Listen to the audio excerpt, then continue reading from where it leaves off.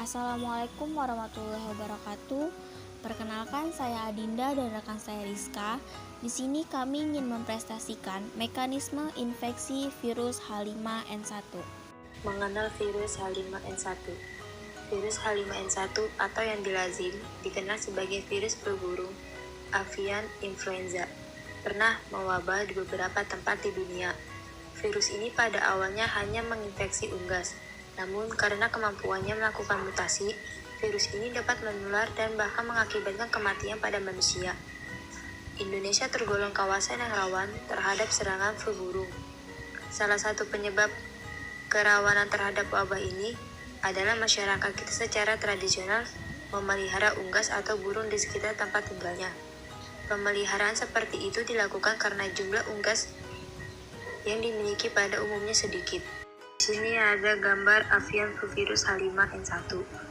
Di sini ada Na, Nerua minides, M2, ion channel, Ha, hemaglutinin, matris protein, lipid bilayer, RNA, 8 segments. Virus H5N1 telah dinyatakan berbahaya karena menginfeksi manusia ataupun hewan. Virus yang juga dikenal dengan nama virus influenza A ini merupakan virus penyebab epidemik pada ternak dan binatang yang disebut epizootik, tetapi juga dapat menginfeksi binatang dari berbagai spesies pada area yang sangat luas atau pazootik. Virus flu burung H5N1 yang sangat ganas dikenali sebagai virus high pathogenic H5N1. Avian influenza A HPAI pertama diketahui menjangkit sekelompok ayam dan Skotlandia pada tahun 1959.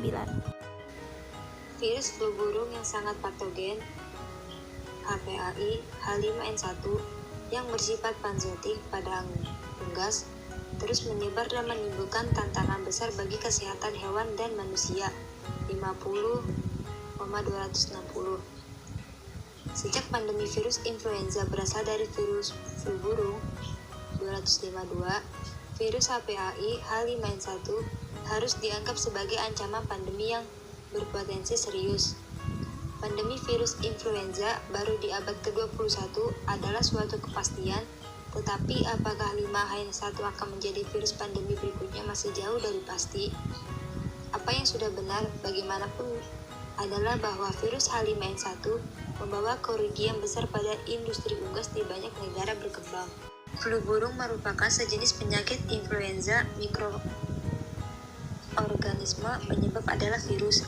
Keberadaan virus di alam dapat dikatakan melayang bersama percikan atau partikel-partikel air atau cairan. Di udara istilah populernya droplet, tetapi dapat pula melekat pada permukaan benda-benda di sekeliling kita, seperti pakaian bahkan kulit kita. Namun, virus hanya dapat hidup yang tumbuh ketika ia menginfeksi organisme lain yang hidup sehingga dapat dikatakan bahwa proses invasi merupakan suatu prasyarat bagi kelangsungan hidup virus. Virus yang muncul pada saat itu sangat berbeda dengan virus H5N1 yang ditemukan sekarang. Jenis dominan dari virus H5N1 yang muncul pada tahun 2004 mampu membentuk gen tipe Z sebagai hasil evolusi virus yang muncul di tahun 2002. Virus H5N1 termasuk virus influenza A yang inangnya adalah burung yang hidup di air, aquatic bird. Berikut merupakan gambar cara mencegah agar terinfeksi dari flu burung atau virus H5N1. Dalam upaya mencegah terjadinya infeksi virus kepada manusia yang sabar, para peneliti mencoba memahami sifat virus dengan cara memasukkan asam amino dari virus flu Spanyol H1N1 ke dalam H5N1. Pemasukan asam amino metionin akan membuat protein hemaglutinin H5N1 tidak aktif, sehingga hemaglutinin kehilangan kemampuannya untuk mengenali reseptor inang. Proses penyisipan metionin dapat dilakukan secara in vitro hemaglutinin dari virus yang telah kehilangan kemampuannya. tersebut dapat berfungsi sebagai vaksin. Ketika dilakukan penelitian secara in vivo dengan memberi seseorang vaksin, objek penelitian tetap sehat meskipun ditempatkan dalam satu ruangan bersama objek yang terinfeksi flu burung. Pada Januari 2004, di beberapa provinsi di Indonesia, yaitu Bali, Jawa Barat atau Bogor, Tangerang, Bekasi, Jawa Timur, Jawa Tengah, Kalimantan Barat, dan DKI Jakarta, dilaporkan terjadi kematian ayam dalam jumlah yang luar biasa. Jumlah unggas yang mati akibat flu burung yang terjadi di 10 provinsi diperkirakan 3.842.275 ekor, dan yang paling tinggi adalah di Jawa Barat sebesar 1.541.427 ekor. Pada awalnya kematian tersebut diduga akibat virus Newcastle disease, tetapi Departemen Pertanian kemudian mengukuh dan penyebabnya adalah flu burung. Kenaikan tingkat virus influenza H5N1 terhadap manusia diakibatkan oleh beberapa hal. Salah satunya diantaranya adalah karena peningkatan kemampuan hemaglutinin virus sebagai akibat dari proses mutasi pada multiple cellular protease yang menghasilkan enzim yang berperan dalam proses penghancuran dinding selinang. Proses mutasi pada multiple cellular protease adalah hasil substitusi spesifik polimerase yang terjadi pada dasar protein-protein yang menguntungkan proses replikasi virus. Selain itu terjadi pula substitusi pada non-struktural protein yang meningkatkan kemampuan menghambat dari interferon, sitokin, dan tumor necrosis. Faktor A, kenaikan virulensi virus pada manusia dapat terjadi pula pada hewan babi. Ini adalah contoh perjalanan virus flu burung hingga terinfeksi pada manusia. Sementara virus H5N1 menular secara zoonosis dari unggas yang terinfeksi ke manusia seringkali dengan konsekuensi yang fatal. Penularan tersebut tetap tidak efisien meskipun virus bereplikasi secara efisien pada manusia yang sakit. Virus tersebut belum beradaptasi dengan penularannya dari manusia ke manusia yang efisien.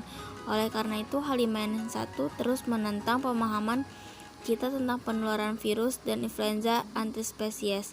Di sini kami meninjau biologi dan ekologi virus HPAI H5N1 dalam konteks yang lebih luas dari virus influenza hewan dan manusia secara umum.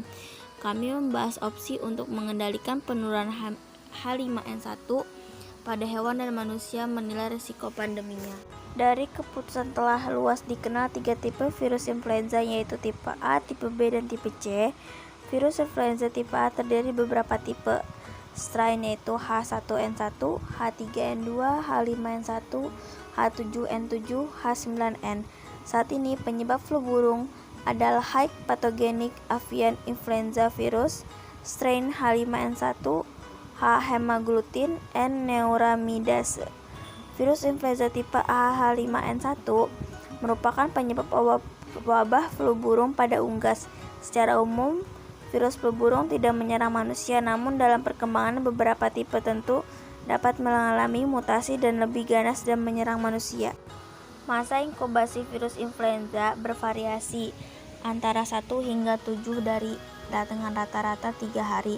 Virus influenza adalah partikel berselubung dan berbentuk bulat atau bulat panjang. Sifat virus ini yaitu dapat bertahan hidup di air sampai 4 hari pada suhu 22 derajat Celcius dan lebih dari 30 hari pada suhu 0 derajat Celcius. Dalam tubuh dan di kotoran fases unggas yang sakit, virus tersebut dapat bertahan lebih lama, tapi akan mati pada pemanasan 56 derajat Celcius selama 3 jam atau 60 derajat Celcius selama 30 menit atau 80 derajat Celcius selama 1 jam. Pada telur ayam, virus akan mati pada suhu 64 derajat Celcius dalam waktu selama 4,5 menit. Virus juga bisa mati dengan deterjen atau disinfektan seperti formalin maupun cairan yang mengandung yodium dan alkohol.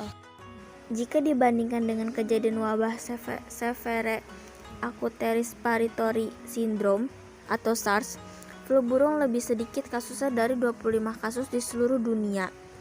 19 orang meninggal dunia, yang berarti bahwa case fatality rate atau CFR bernilai 76%, sedangkan pada 8.098 kasus penyakit SARS kedepannya 774 orang meninggal dunia, yang berarti nilai CFR-nya adalah 9,6% saja.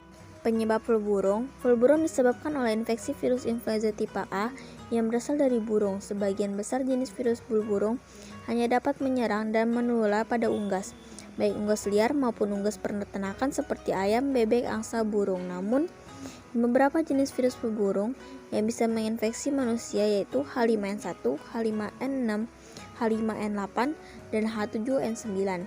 Di tahun 2021, pemerintah Cina juga melaporkan bahwa terdapat penularan virus flu burung jenis baru yaitu jenis H10N3. Virus flu burung dapat menginfeksi manusia jika terjadi kontak langsung dengan unggas dan terinfeksi virus ini.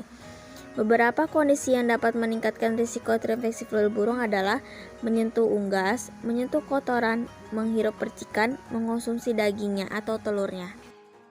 Penularan antar manusia diduga juga dapat terjadi, tapi belum jelas mekanisme dan cara penularannya. Seorang lebih berisiko terinfeksi virus flu burung jika memiliki faktor-faktor berikut, yaitu bekerja sebagai peternak unggas, bekerja sebagai tim medis yang merawat penderita flu burung, memiliki anggota keluarga yang menderita flu burung, pergi ke daerah atau tempat terjadinya infeksi flu burung, berada di dekat dengan unggas yang terinfeksi, sering mengonsumsi daging dan telur unggas yang tidak matang.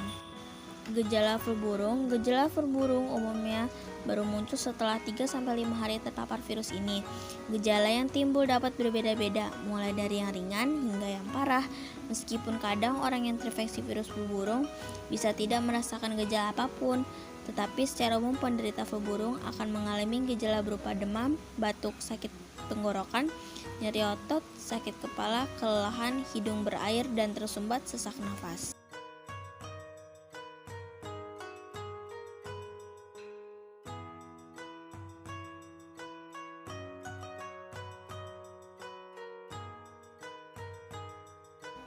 Sekian dari kami. Wassalamualaikum warahmatullahi wabarakatuh.